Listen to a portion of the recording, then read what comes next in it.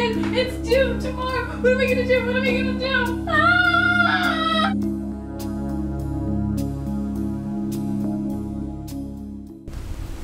Oh my God! You look like Mrs. B. It's a sign of the impending doom.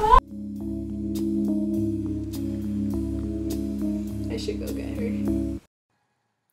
Okay, I would first like to take this moment and apologize. Now, the first step in writing an excellent DBQ is not having a mental breakdown. Consider the following statement. Many historians believe that the United States has engaged in warfare deemed unnecessary. They argue too many lives were lost in the name of indecisive gains. Such involvement is never justified. Assess the validity of the above statement. Use evidence from the War of 1812 and the Korean War to support your answer.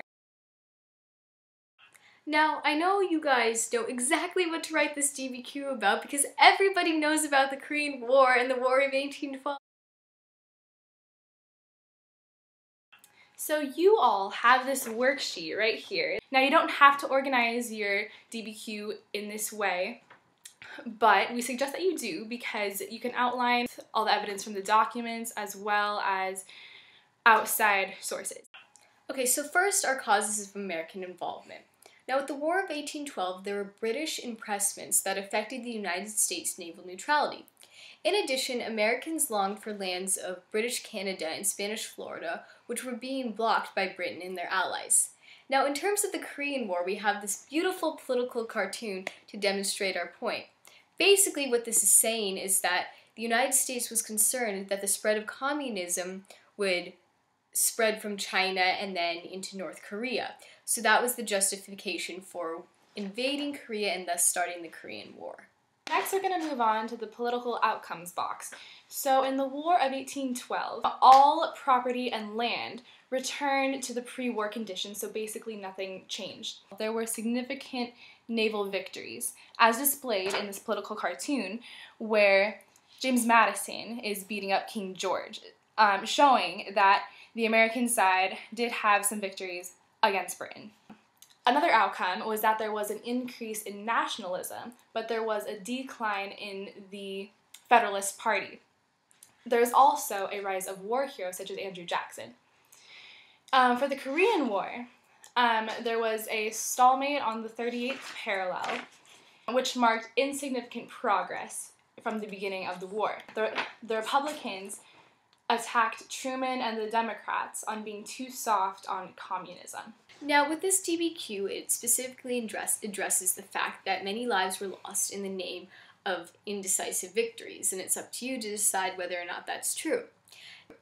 Now, with the War of 1812, we have an article where it states that nearly 670 men were killed in one battle with 1,000 sick, and that these injured and sick people were not receiving sufficient care, and the dead were also being improperly disposed.